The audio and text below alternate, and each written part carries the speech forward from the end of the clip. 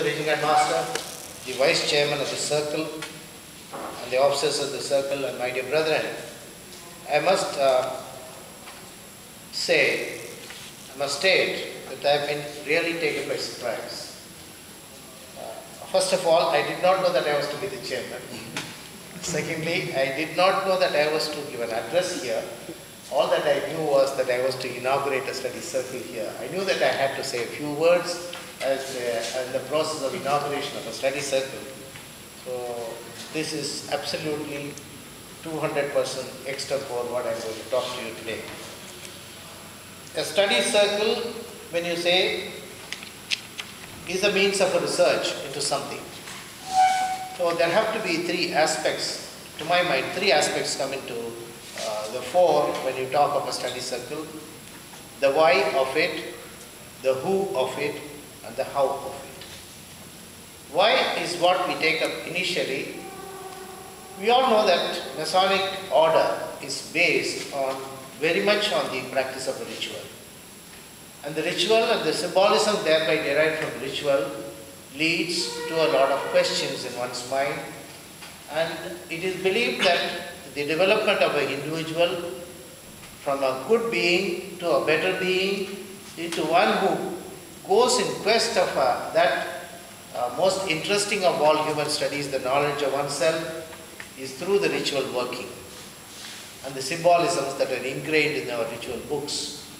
So this takes us to the very basic aspect of why the ritual. So that question is answered as to why the ritual. This is the way Masonry is different from the various service organizations, because we practice something and we give an opportunity to anyone who enters into our order to go into a question of what is happening, why is it happening, and what can be done further to that answers that he seeks in that. Just a mere repetition of a ritual, memorizing it, reciting it month after month, candidate after candidate, never satisfies anyone who goes into the basic aspects of why he is a Mason. What has he gained from being a Mason? I'm sure all of us would agree that there's nothing material that we gain by becoming a Mason. In fact, we spend a lot of time, lot of our energy, lot of our substance into continuing as Masons. Materially, no one gains from being a Mason. But that is not what we seek as being a Mason. So we seek for something better when we are Masons. And that better, what we seek for to be a better person, comes from, first of all, memorizing the ritual, understanding the ritual, and I'm very, very fond of saying this, what is there between the lines in that small black book that we contain. When we memorize the rituals, each time a ritual is enacted and heard or practiced by us or done by us, a certain nuance comes to our mind, as our brother Epur very nicely presented. What was the simple meaning of two words which are meant to be just pillars? Can anyone understand why a pillar is named after a person? So there must be a hidden meaning to that pillar. There must be something more than just a name given to a pillar.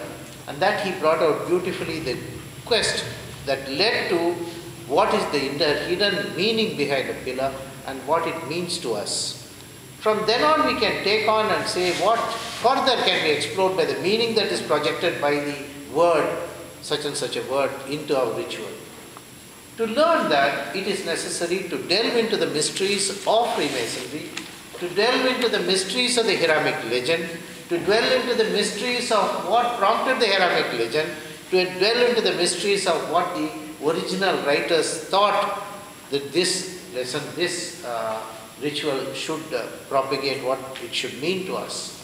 So the question of why a study circle is well answered, that those who are interested in learning more about Masonry than what is contained merely in that black book, are necessarily stimulated by a curiosity to do something more than memorizing the ritual.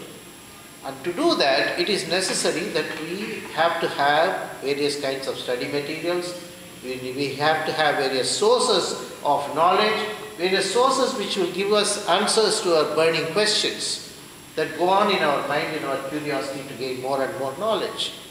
What can be a better forum than a study circle? When one person seeks for knowledge, he has many sources. When many persons seek knowledge for the same kind of an answer, for the answers to the same question, many views come into being. When many views come into being, there's a lot of discussion generated. When discussion is generated, more knowledge emerges. So that answers my question, first question of why a study circle. So why a study circle can be answered only if there is a group of people, if there is a certain number of Masons who want to go beyond the 3 degrees of Freemasonry, who want to go beyond the confines of what is printed in that black book of ours. If they want to go beyond that and seek a further meaning of the necessity of being a Freemason, how to become a better Freemason, how that Freemasonry can help him become a better human being, so a kind of a research is necessary. And when a research body is formed, consisting of individuals who are like-minded, who are curious, who want to expand their knowledge, who want to further propagate that knowledge, then this existence of a study circle becomes necessary. That is why this study circle has been formed, I'm sure, with a very basic idea of carrying their own questions into a form of a questionnaire that can be answered by many people, further questions generated, further answers generated, and answers sought for questions which one cannot find an answer to. Then, how do we go about, who are the people who are qualified to become members of the study circle? Any Mason who thinks, any Mason who asks a question. Unfortunately, in today's world, in today's lodges, we don't have people asking questions. An initiate, when he comes to the degree of passing, as our brother mentioned, he is asked a question. How many of the questions are answered by the candidate who comes to the master before the master puts a question to him? How many of them can answer those questions without being prompted with the deacons? Most people do not apply their mind. Most people do not know what an initiation ceremony has been meant for. Most people do not have the curiosity to find out from his seniors or from when he is passed, when he is brought as a candidate for passing. Most people do not have the curiosity to say, ask the deacon or ask the senior, why was I hoodwinked? Why did you take off my right shoe? Why was my right heel slip short? Why did you make my left breast bare? How many of our candidates ask? It's a pathetic situation that our candidates are not prompted by the proposers, who have to nurture them and tell them the necessity for asking for more. It is only the person who asks for more who gets the knowledge. So this kind of a situation, when it is arising, when it is existing, when he becomes a master mason, his own interest in masonry dies. So a kind of a prompting is necessary in our lodges for the candidate as he passes from a degree to the next higher degree to seek for more. And it is absolutely essential. A study circle of this kind consists not only of the past masters, but of more and more number of master masons who will gain from the knowledge that you past masters are possessing, or willing to share, or willing to expand, or willing to propagate. So the basic membership of the study circle must consist of many associate members. I'll call them associate members. To become a full member, one, as is happening in many other study circles of which I'm aware, one must present a paper, one must have done some original research, come into the study circle meeting, present a paper, then we must have a certain limited number of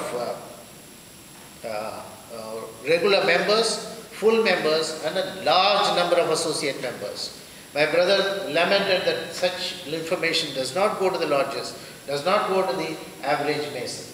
This can be done through the study circle by bringing out a publication like this, which must be available to anyone who is willing to become a member, who is willing to become an associate member.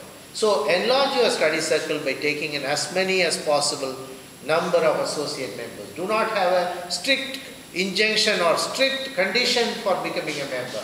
Let the conditions for becoming a member be very light. Let the subscription be very minimal, so that more and more Masons, the Master Masons, would like to become members of this study circle. That is how you generate interest in the message of Freemasonry.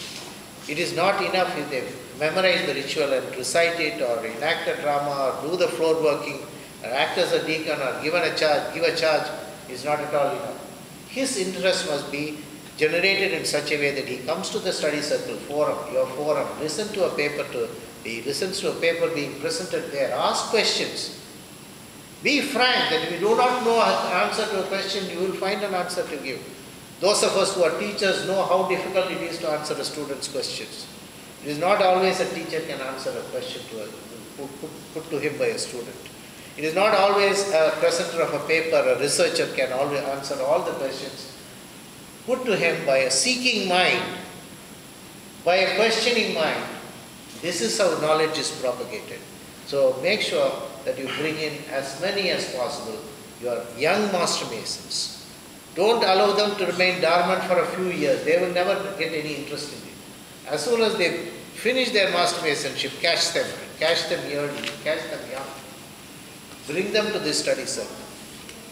Listen to them, make them listen to these papers. So the papers presented here must be not highly esoteric, must be of practical value to the Master in the initial years. As your membership grows and grows, then you can go into the more esotery of Freemasonry, the mystical knowledge of Freemasonry, the mysteries of Freemasonry, and what it purports to tell you in the years to come in your development, in your quest of seeking that knowledge of yourself.